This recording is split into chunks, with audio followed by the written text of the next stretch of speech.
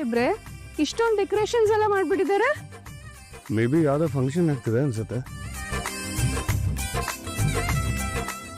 ಆದ್ರೂ ನಮ್ ಸತ್ಯನ ಯಾಕೆ ಇಲ್ಲಿಗೆ ಹೋಗಕ್ಕೆ ಹೇಳಿದ್ರು? ಕೇಳ್ಕೊಂಬಂದ್ಬಿಡು.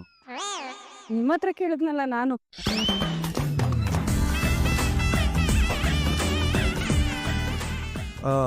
ಇವ್ರೆ ಒಂದು ನಿಮಿಷ ಬನ್ನಿ ಸರ್. ಇಲ್ಲೇನಾದ್ರು ಫಂಕ್ಷನ್ ನಡೀತಿದ್ಯಾ ಸರ್? ಅದು ಲಾಯರ್ ಸತ್ಯನ ರೆಡಿ ಮಾಡಕ್ಕೆ ಹೇಳಿದ್ದಾರೆ.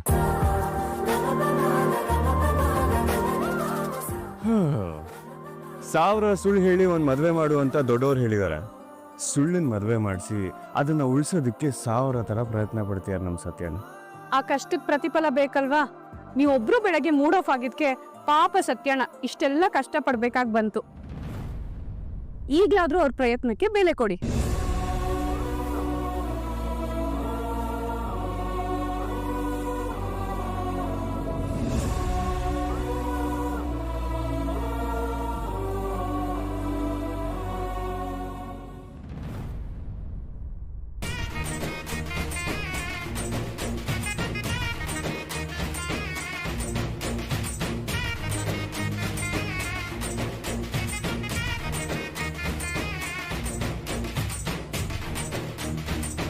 ಅಣ್ಣ ಹೂ ತಗೊಳ್ಳಿ ಅಣ್ಣ.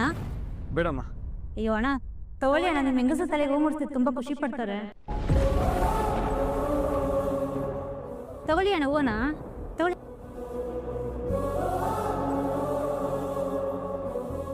ಎಷ್ಟಾಯ್ತು? 3 ರೂಪಾಯಿ ಆಯ್ತಣ್ಣ.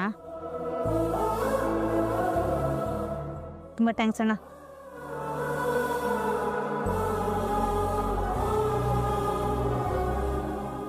ಶಾರದನಿಗೆ ಮಲ್ಲಿಗೆ ಹೂವು ಅಂದರೆ ತುಂಬ ಇಷ್ಟ.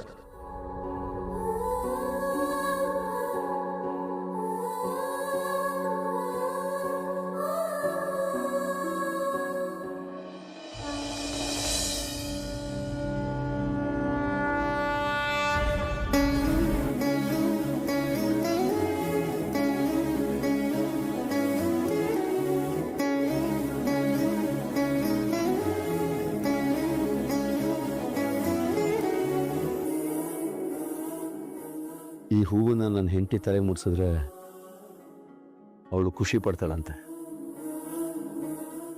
ಕೇಳಿಸ್ಕೊಂಡೆ ಅವ್ರು ಹೇಳಿದ ಮಾತನ್ನ. ಅವ್ರು ಯಾರು ಅಂತಾನೆ ನನಗೆ ಗೊತ್ತಿಲ್ಲ, ಆದರೂ ನನ್ನ ಹೆಂಡತಿ ಖುಷಿ ಬಗ್ಗೆ ಯೋಚನೆ ಮಾಡ್ತಾ ಇದ್ದಾರೆ. ನೀನು ದೇವರು, ನಮ್ಮನ್ನು ಹರಿಸ್ಬೇಕು ಅಂತ ನಿನಗೆ ಅನ್ನಿಸ್ಲೇ ಇಲ್ವಾ?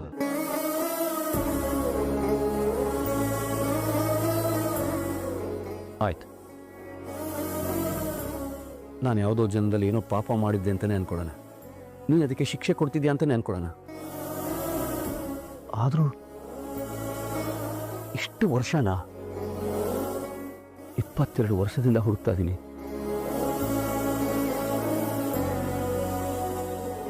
ಒಂದು ಸುಳಿವು ಕೂಡ ಕೊಡ್ತಿಲ್ಲ ಅಲ್ವಾ ನೀನು?